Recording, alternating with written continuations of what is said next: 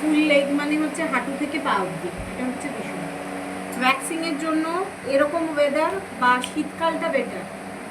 আচ্ছা, আরেকটা জিনিস হচ্ছে ভ্যাকসিন করতে গেলে তোমার এসিটা মাস্ট, কারণ অনেকের এসি র্যাশের না, র্যাশটা ফ্যাক্টর না, অনেকের সোয়েটিং হয় ভ্যাক্স করার পরে, তো সেই জন্য এসিটা হলে ভালো। ভ্যাকসিন করার সময় কোনো রকম জল ক্লায়েন্টের হাতে দেওয়া যাবে না। ক্লায়েন্টের অনেক সময় এরকম হবে যে ভ্যাক্স উঠছে না, আমরা কী করি তখন নতুন নতুন ক্লায়েন্টের কী করি যে একটা ভেজা টাওয়েল দিয়ে মুছে আবার করি, সেটা করা যাবে না। যদি ওরকম হয় তাহলে পাউডার দিয়ে করতে হবে। জেনারেলি আমরা সবসময় বলি পাউডার দিয়ে ভ্যাকসিন করতে, কিন্তু এই বদ্ধ গরমে যেখানে এসি নেই সেখানে পাউডার দিলে সোয়েটিং ভেতর থেকে আরও হয়, সেই জন্য আমি দিতে স্টুডেন্টদের বাড়ি। এটা হলো বিষয়।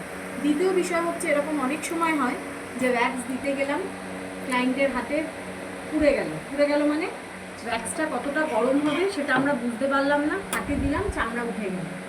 কখনোই সেখান থেকে ভ্যাকসিন মুছবো না, হলে অল্প জায়গায় হবে। ভ্যাকসিন স্ট্রিপটাও তুলব না, যেরমভাবে ভ্যাকসিন স্ট্রিপটা আমাদের রিমুভ করতে হয় ঠিক সেইভাবেই রিমুভ করব।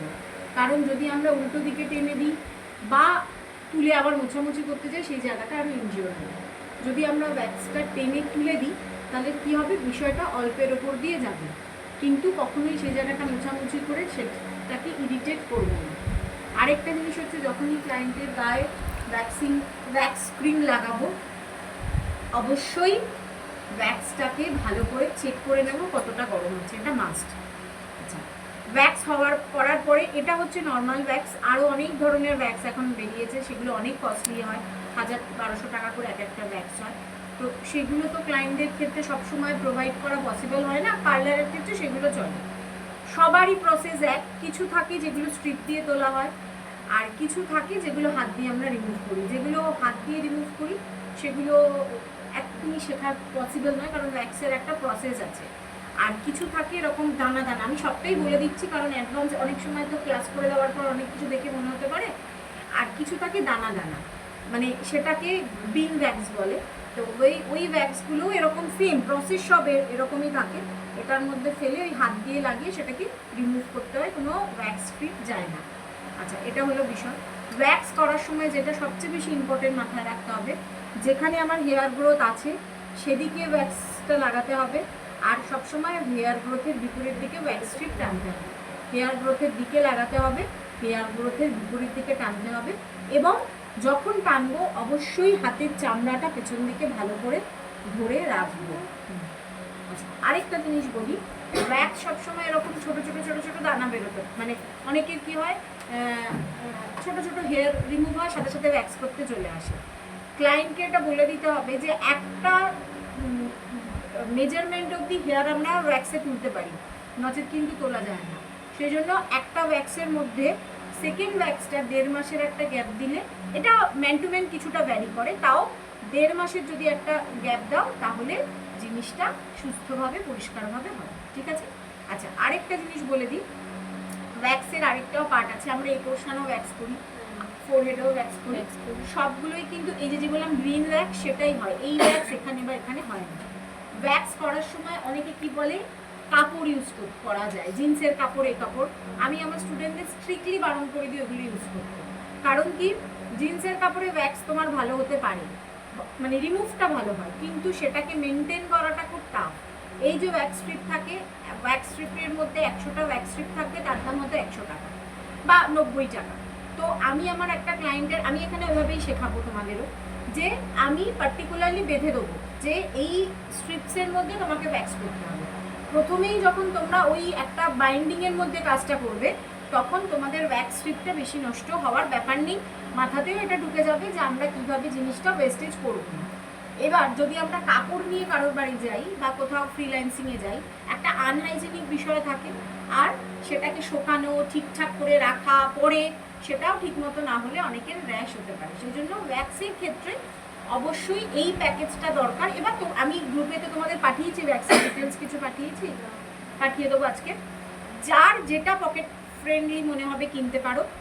এই ভ্যাক্স হিটার প্রচুর দামি পাওয়া যায়, ভ্যাক্সের সাথে দামি হিটারও পাওয়া যায়। আমি সবসময় বলি এক্ষুনি দামি নয়, ভ্যাক্সটা একটা টাফ ব্যাপার, যেরকম থ্রেডিং একটা টাফ ব্যাপার, ভ্যাক্সটাও কিন্তু একটু টাফ বিষয়। সবসময় যেটা মোটামুটি পকেট ফ্রেন্ডলি হবে 400 থেকে 500 টাকার মধ্যে একটা ভ্যাক্স হিটার।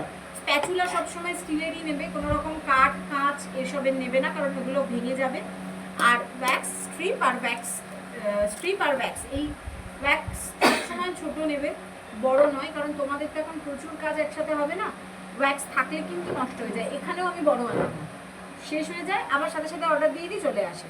বড় আমি ভ্যাক্স আনি না, কারণ থাকা মানে একটা সেশনে হয়তো লাগলো না, পরের সেশনে সেটা ওয়েস্টেজ হয়ে যাবে, ঠিক আছে, নষ্ট হয়ে যাবে। তো এটা ম্যাটার করবে। আচ্ছা, ভ্যাক্সের প্রসেসের সিস্টেম কি করার সময়? আগে হিটারটাকে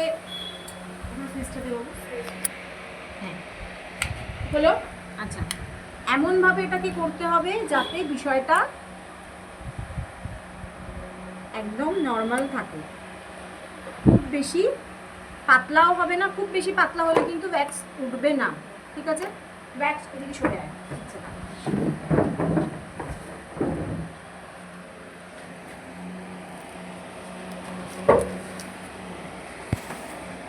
ভ্যাক্স করার সময় সবসময় ক্লায়েন্টের কোলে বড় টাওয়েলগুলো করবে, ওই দেখ ওখানে একটা বড় টাওয়েল আছে, দেখো একটা টাওয়েল পেতে নেবে যাতে কোলে কিছু না পড়ে।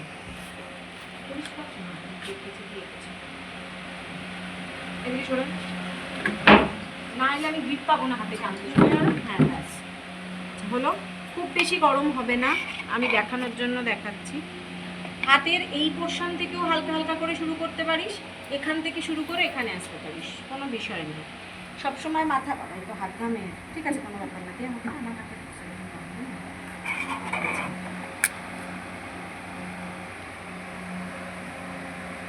ভ্যাক্স কোন দিকে আছে? হেয়ার গ্রোথটা এইদিকে। হ্যাঁ, এখানে যারা যারা ক্লাসে আছে সবার ওপরেই কিন্তু ভ্যাক্স হবে, এরকম নয় যে শুধু একজনের। মুখটাকে ঘোরা, এই পেছনের চামড়াটাকে ধরে নিয়েছি, এটাকে ধরবো, জোরে টানতে হবে, হালকা নয়। লাগলো? লাগবে না। আচ্ছা, এই যে পোর্শনটা আছে, যে এই যে ভালো করে প্রেস করলাম, এই উঠলো, প্রেসটা যেন ঠিকঠাক মতো হয়, ঠিক আছে। এমন কিছু হাতি ব্যাং ঘোরা নয়, শুধু টেকনিক আমি যেরকমভাবে দেখিয়েছি ঠিক সেইভাবেই।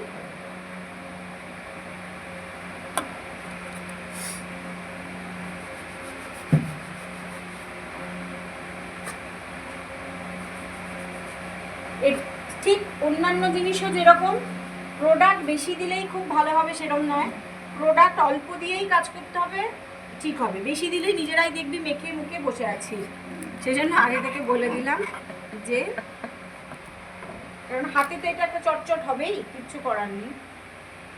আমি অল্প অল্প করে দেখাচ্ছি, কারণ প্রথম দিকে তোদের এইভাবেই প্র্যাকটিস করতে হবে। প্র্যাকটিস হয়ে যাওয়ার পরে যতটা ইচ্ছা লাগাতে পারবি। আমরা কি করি, যখন আমরা শিখে যাই, যদি দামি ভ্যাক্স হয় পুরো এই পোর্শনটা লাগিয়ে টেনে তুলি, কিন্তু সেগুলোর কোনো দরকারই নেই। অল্প অল্প করে আমার মুখটা ঘোরা, কারণ আমার হাতের দুটো করে দিই। আর করিস না ভিডিও, এটা এবার তুলতে তো এবার তো বইটুকু ভিডিও দেখে তো বুঝতেই